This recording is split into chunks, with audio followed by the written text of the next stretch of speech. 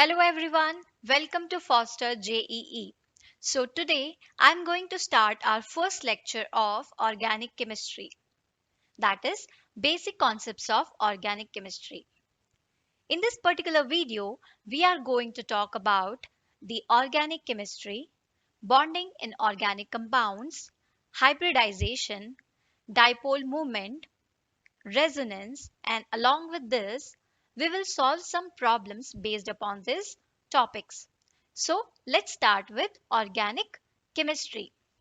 So, organic chemistry is the chemistry of carbon compounds. Now, the question is, does all the compounds having carbon as a constituent element is an organic compound? And the answer is no, because there are many compounds like carbon dioxide, carbon monoxide, and cyanide which have carbon but they are not organic. Now, then what is organic compound? So, organic compounds are the compounds which are extracted from the living organisms.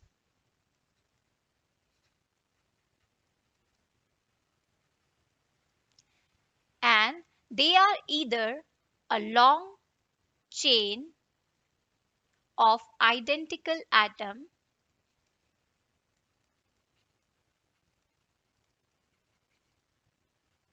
or they are bonded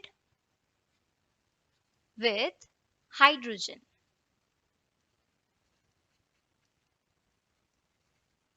So, in other words, we can say that organic chemistry is the chemistry of hydrocarbons and its derivatives, in which we study about the structure,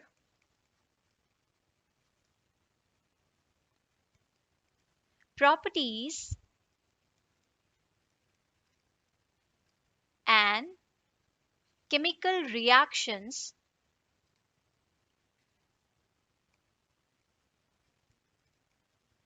of organic compounds.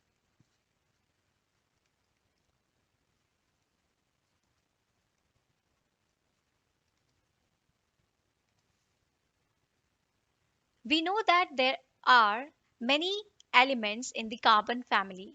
Then why only carbon forms the organic compound? This is because the organic compound shows a unique property, that is isomerism and catenation. So let's discuss these properties. Isomerism is a property in which a compound have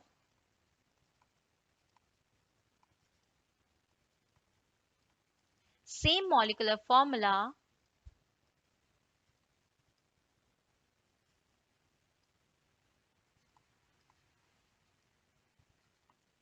but different structural formula.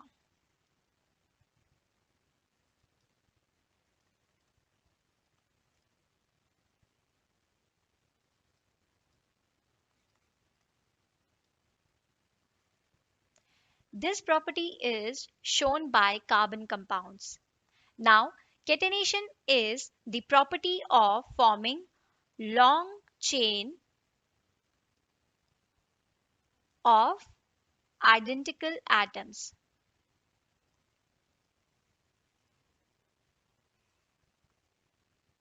Or we can say that catenation is a self-linking property.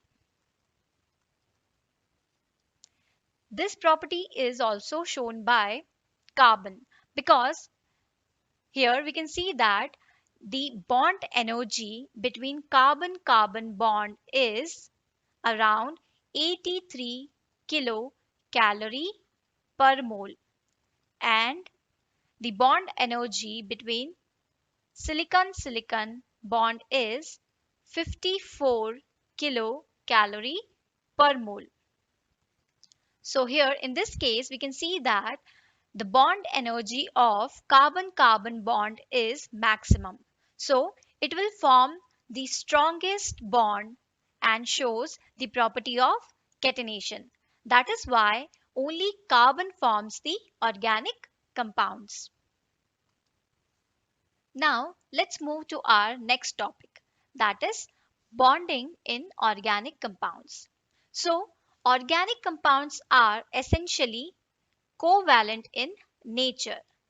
Covalent bond, which means that it involves the sharing of electron pairs between the atoms.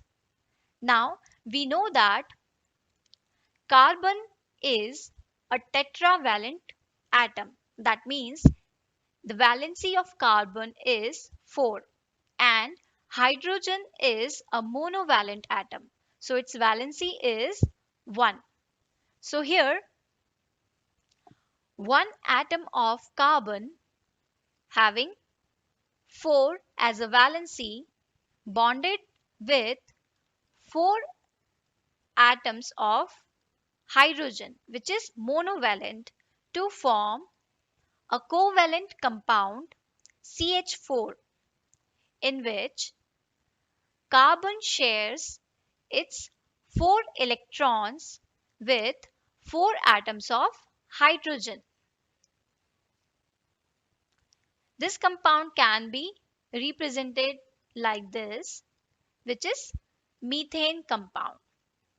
Now, similarly, we know that oxygen is a bivalent atom having valency 2.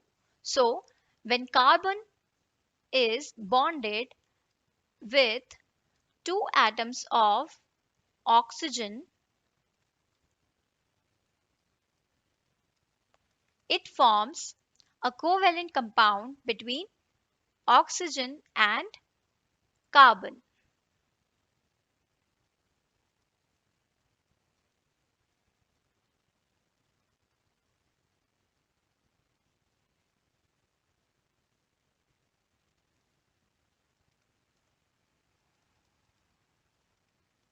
This bond is represented like this. It is the CO2 compound. So here we can see that one carbon share its 4 electron with 2 atoms of oxygen. Now, the covalent compounds are formed between 2 atoms if there is an overlapping of atomic orbitals. And the effective overlapping is possible by 2 ways. So let's discuss the overlapping. The first way is end-to-end overlapping.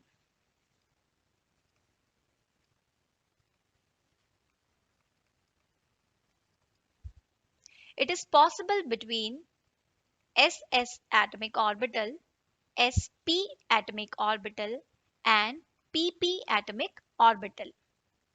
The molecular orbital formed in this case is sigma molecular orbital, and the bond is termed as sigma bond. And the second possible way is sidewise overlapping.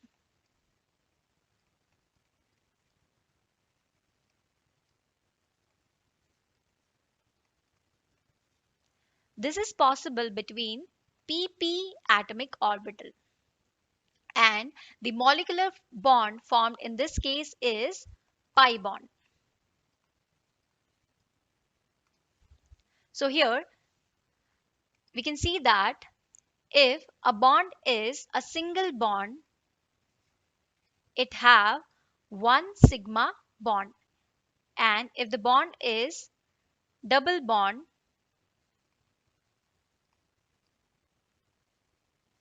it will have one sigma and one pi bond. And if a bond is a triple bond, then it will have one sigma and two pi bond. So let's solve some questions based upon this topic. So here the question says, indicate the number of sigma and pi bonds in the following molecules. So first we will draw the structural formula of the molecule. Here in this case, first carbon is bonded with 3 hydrogen and 1 carbon, which is bonded with 1 hydrogen, and this carbon is bonded with a double bond with another carbon and 2 hydrogen.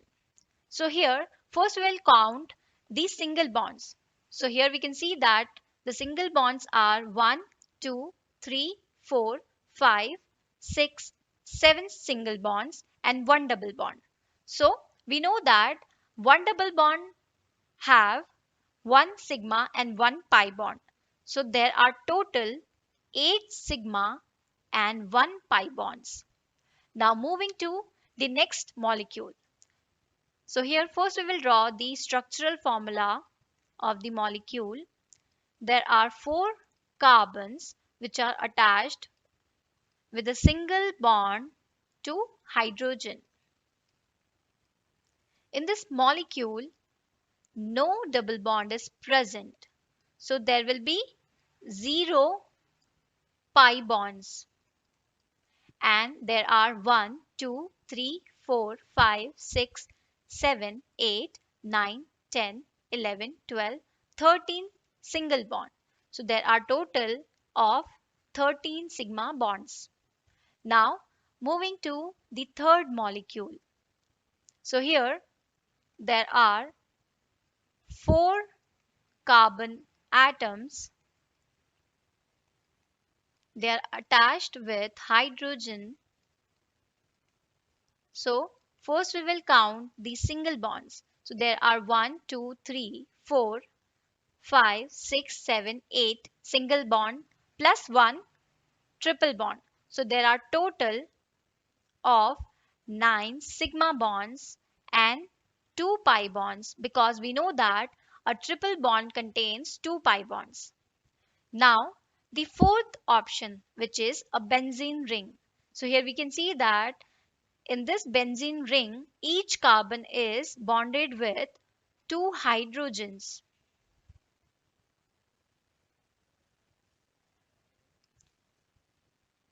Sorry, each carbon is bonded with 1 hydrogen. So here we can see that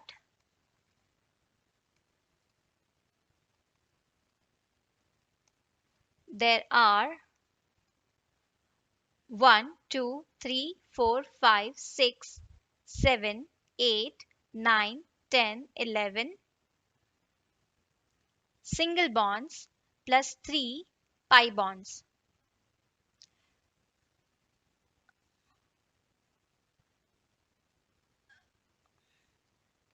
Three pi bonds because there are 3 double bonds, and we know that a double bond contains 1 pi bond. So there are 3 pi bonds, and let's count the single bonds or double bond. So total bonds are 1, 2, 3, 4, 5, 6, 7, 8, 9, 10, 11 and 12. So it has 12 sigma plus 3 pi bonds. Now moving to our next topic, that is hybridization.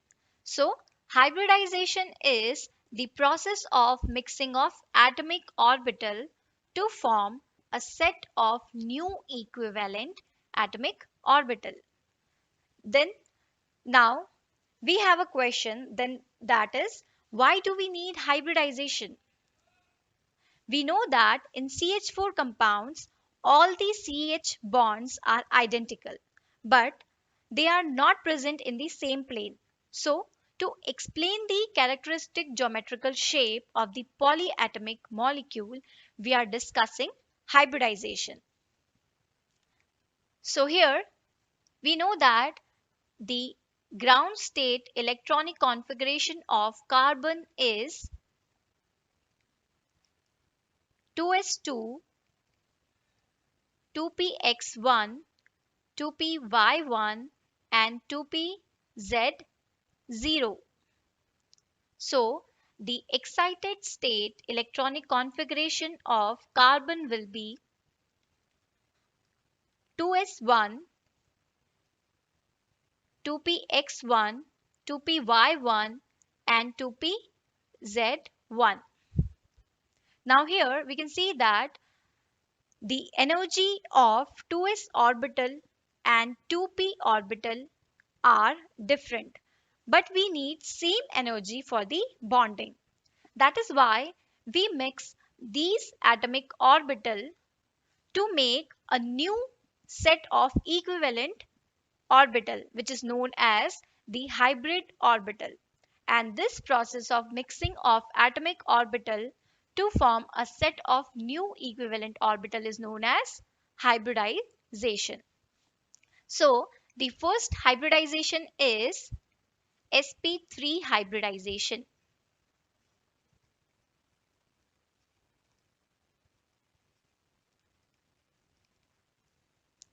Here in Sp3 hybridization, one s orbital combines with 3p orbital to form 4 sp3 hybrid orbitals. Here, the sp3 hybrid orbitals are equivalent in energy. So we can see that it can be bonded with 4 different atoms. So whenever carbon is bonded with 4 atoms or groups, then it use the sp3 hybrid orbital. The sp3 hybrid orbital will have the tetrahedral arrangement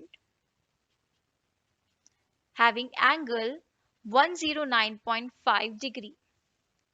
Now moving to the next hybridization, that is sp2 hybridization.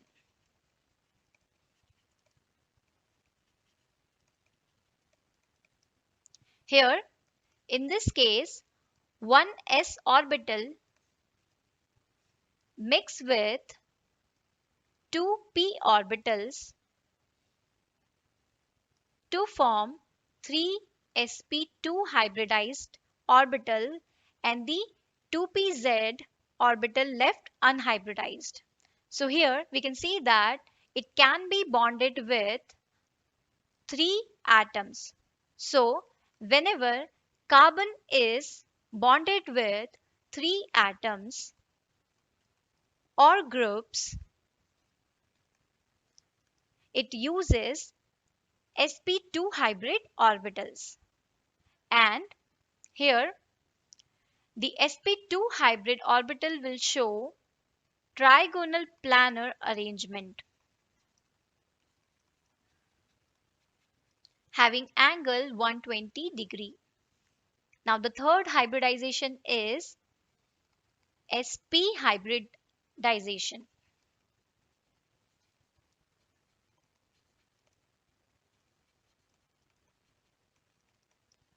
In this case, one s orbital mix with one p orbital to form 2 sp orbital and the 2py and 2pz orbital left unhybridized. So here we can see that it can be bonded with 2 atoms. So whenever carbon is bonded to 2 atoms or groups, then it uses sp hybrid orbital. It shows a linear arrangement having angle 180 degree. Now we will discuss some features of hybridization. So here the first feature says hybrid orbitals are equal to the number of atomic orbitals involved in the hybridization, which means that if one s atomic orbital mix with 3p atomic orbital, then there are total of 4 sp3 hybrid orbital, and if one s atomic orbital mixed with two p atomic orbital, then there are total of 3 sp2 hybrid orbital.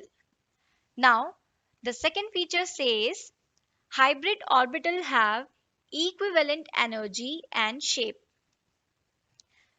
We know that the 2s atomic orbital have different energy from 2p orbital, but when we mix these orbitals to form sp3 hybrid orbital or sp2 hybrid orbital, then the energies of all the sp3 orbital will be same, and the energy of all the sp2 hybrid orbital will be same. Now, the third feature says the hybrid orbitals are more stable than the atomic orbitals, which means that the sp3 hybrid orbital is more stable than s orbital and p orbital. Now, moving to the next topic, here we will discuss some relation of S character with the bond length and bond strength. So before that, first we will understand what is S character. So here in sp3 hybridization, we can see that there are 4 atomic orbitals involved. So in this case, the S character will be 25%. In sp2 hybrid orbitals, there are 3 atomic orbitals involved. So here the S character will be 33.33%. And in sp hybrid orbital, we can see that there are 2 atomic orbitals involved. So the S character will be 50%. So we will relate this S character with bond length, bond strength and electronegativity. So we know that s orbital are closer to the nucleus. So if the s character increases, that means the size of the bond will decrease. So the bond length will be inversely proportional to the s character. So here we can see that the S character is maximum in sp hybridization. That means it will have the minimum bond length. So the order for bond length will be sp3 is greater than sp2, which is greater than sp. Now it can also be written as single bond is greater than double bond, which is greater than triple bond. Now, the bond length and bond strength are inversely proportional because greater the bond length, that means smaller will be the bond strength. So, using this equation and this equation, we can say that bond strength will be directly proportional to the S character. So, here the order of bond strength can be written as sp is greater than sp2, which is greater than sp3, or it can also be written as triple bond is greater than double bond, which is greater than single bond. Now the relation with electronegativity. So if S character increases, that means it is more attracted by the nucleus, which will increase the electronegativity. So electronegativity is directly proportional to the S character. Here S character is maximum in the case of sp hybridization.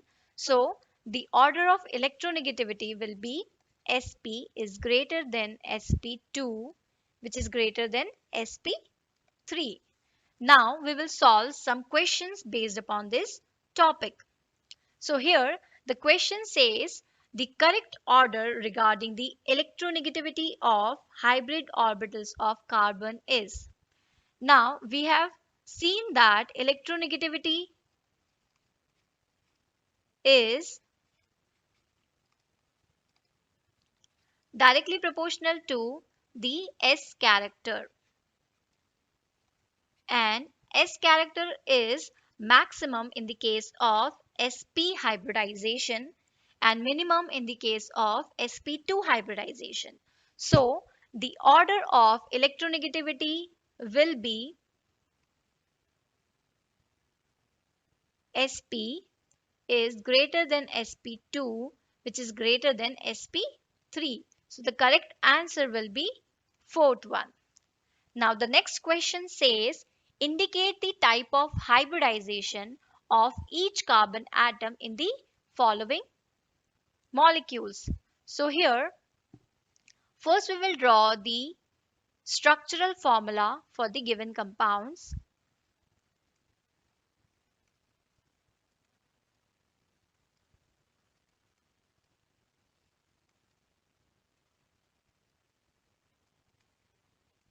So like I said, whenever carbon is bonded to four atoms or groups, it uses the sp3 hybridization. So here in this carbon, it is bonded with 1, 2, 3, 4 atoms. So this is sp3 hybridized.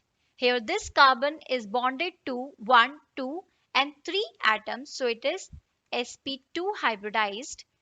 This carbon is bonded to 1, 2 and 3. So it uses sp2 hybridized orbital. Here this carbon is bonded with 4 atoms, so it is sp3 hybridized. Similarly, we will draw the structural formula of second molecule. So here the carbons are bonded with double bonds.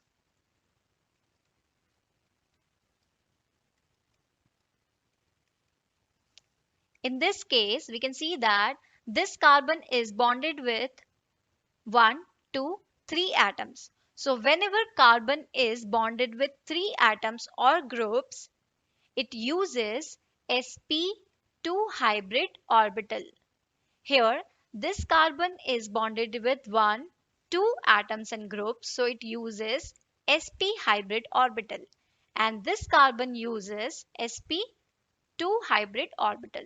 So the hybridization is sp2, sp and sp2. Now moving to the third molecule. Here in this case, first we will draw the structural formula of the compound.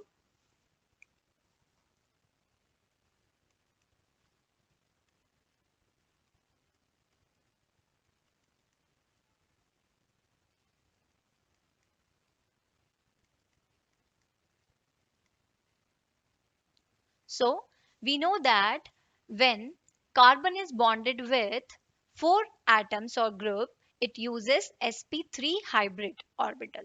So here carbon uses 1, 2, 3 and 4 atoms. So it is sp3. This carbon is sp2 hybridized. This carbon is also sp2 hybridized, and this carbon uses 4 atoms, so it is sp3 hybridized. Now the fourth molecule. First we will draw the structural formula.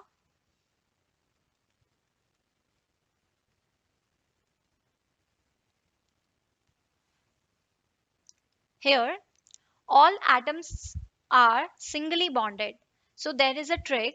If carbon is singly bonded, that means it is sp3 hybridized. So here it is bonded with 4 atoms, so it is sp3 hybridized. This carbon is also sp3 hybridized, and this carbon is also sp3 hybridized. I hope you understood the explanation. Now moving to our next topic, polar and non-polar compounds. we know that electronegativity of each element is different. So, if two identical atoms or two atoms having same electronegativity is joined by a sigma bond, then both will attract the sigma electrons equally.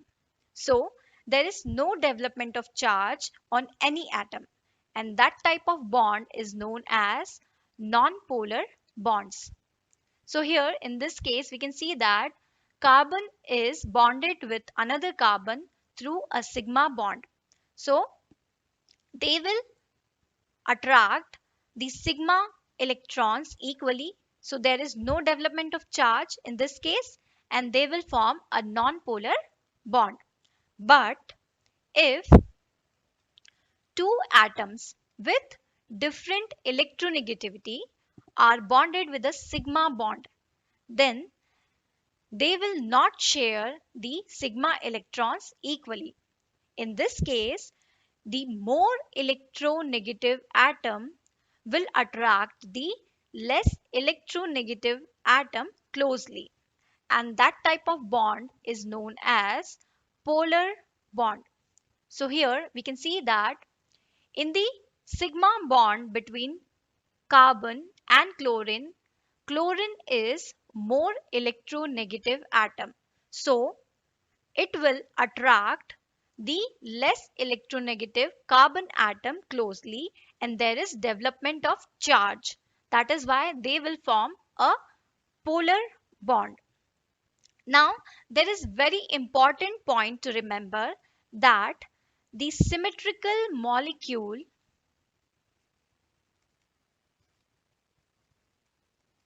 or symmetrical compound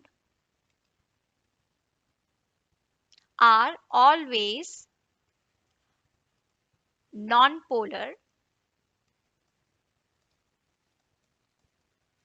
even though they contain a polar bond. That means here, let's take an example.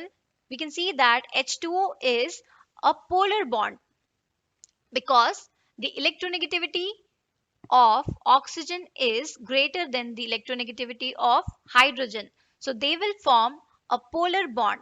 But since this molecule is a symmetrical compound, that is why they are considered as nonpolar compound.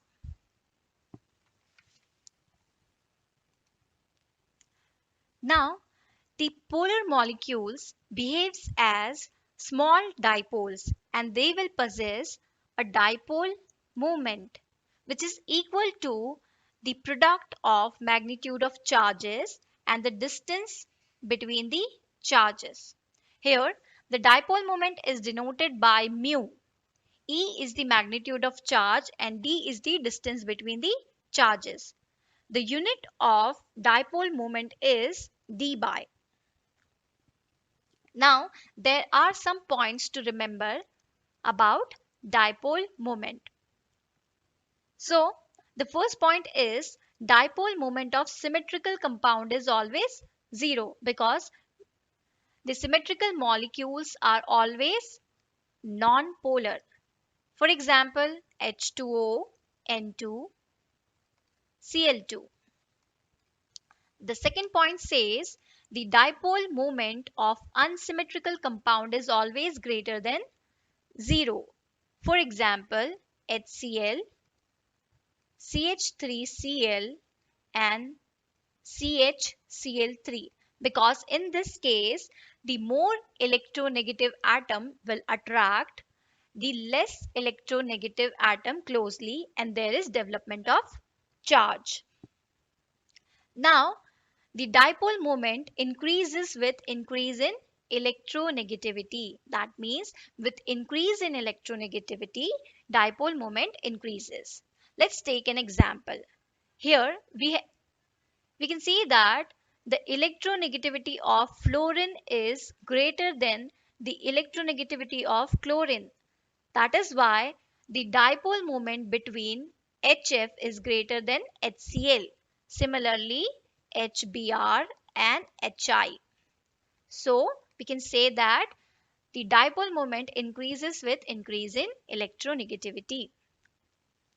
Now, the fourth point says the dipole moment of cis is greater than trans in the geometrical isomer.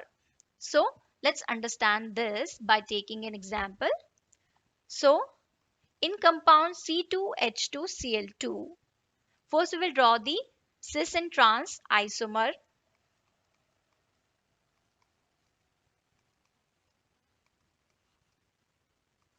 This is cis isomer and this one is trans isomer. So, the dipole moment of cis is greater than the dipole moment of trans isomer. Here, the dipole moment of trans isomer is 0. Now, the next point says in distributed benzene, when both groups are electron donating or withdrawing, then dipole moment will be equals to under root of mu1 square plus mu2 square plus 2 mu1 mu2 cos theta. Here, mu1 square is the dipole moment between one compound and mu2 is the dipole moment between two second compound, and theta is the angle between the compounds or groups, we can say. So let's take an example. If both groups are electron donating, that means the compound is dimethyl benzene, or both the groups are electron withdrawing, that means it is dichlorobenzene, then in this case the order of dipole moment will be written as ortho is greater than meta, which is greater than para. The next point is when one group is electron withdrawing and the another group is electron donating, that means chlorotoluene. Here chlorine is electron withdrawing and methyl group is electron donating. So in this case, the order will be para is greater than meta, which is greater than ortho. Let's understand this by solving one example. So here the question says, arrange the following compounds in the increasing order of dipole moment. So first we will draw the structure of the compound. First one is toluene. So here in toluene, benzene is bonded with one methyl group. Ortho dichlorobenzene.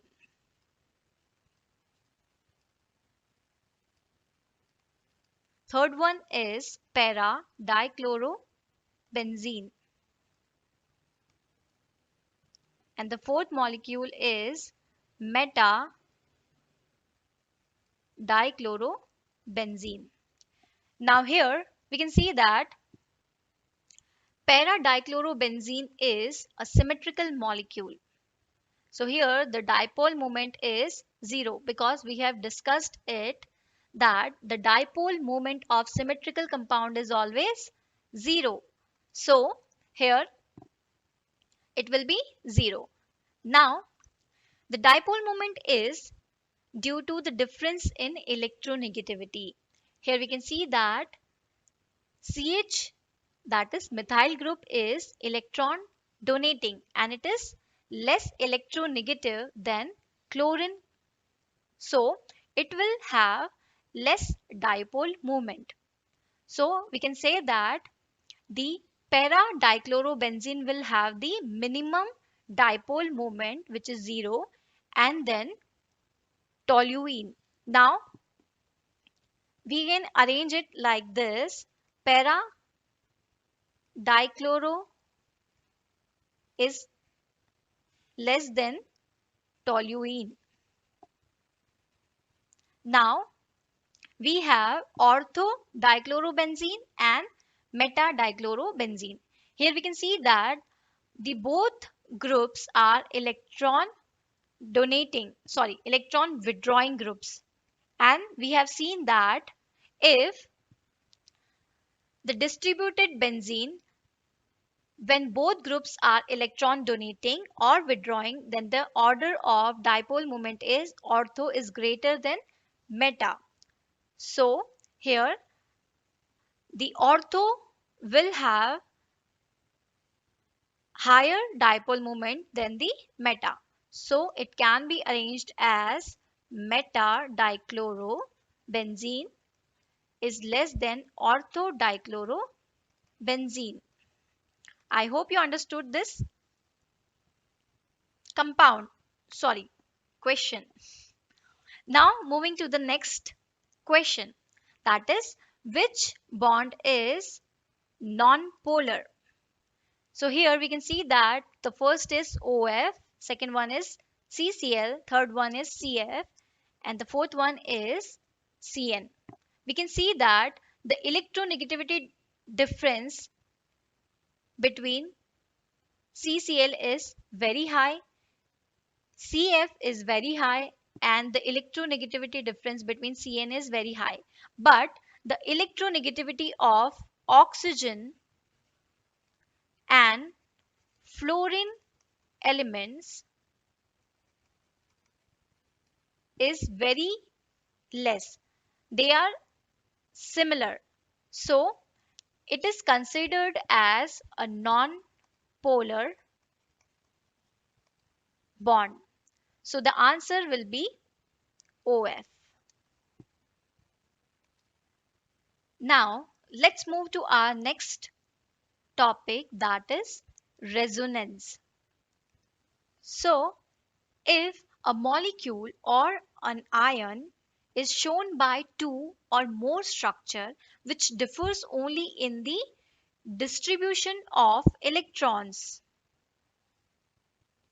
that type of structures are known as resonating structures, and the phenomena is known as resonance. There are two types of resonance. The first one is isovalent resonance and the second one is heterovalent resonance. The isovalent resonance is when the different contributing structures have same number of covalent bonds.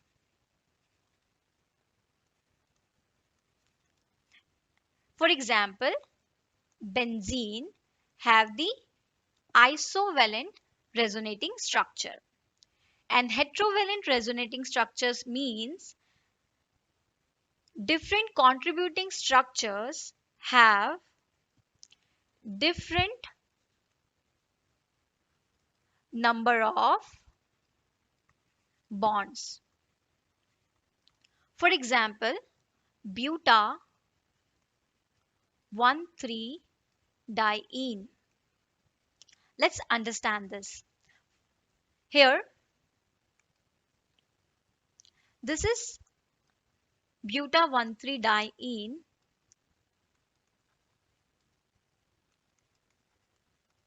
So here, when this double bond shifts towards this single bond, then we can see that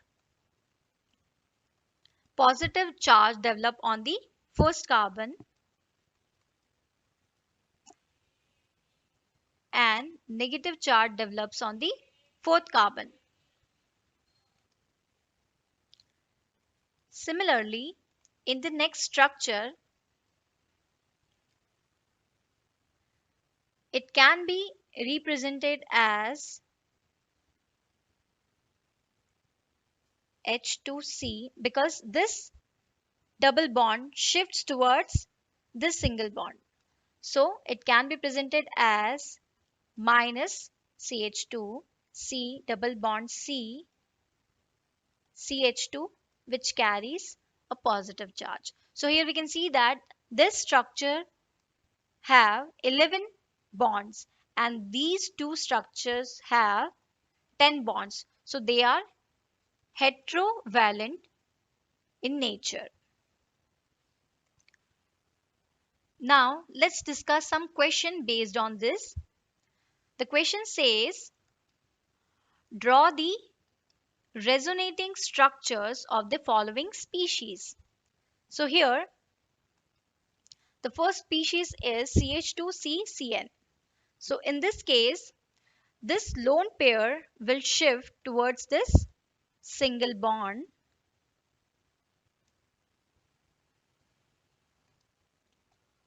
and this triple bond will shift towards nitrogen atom.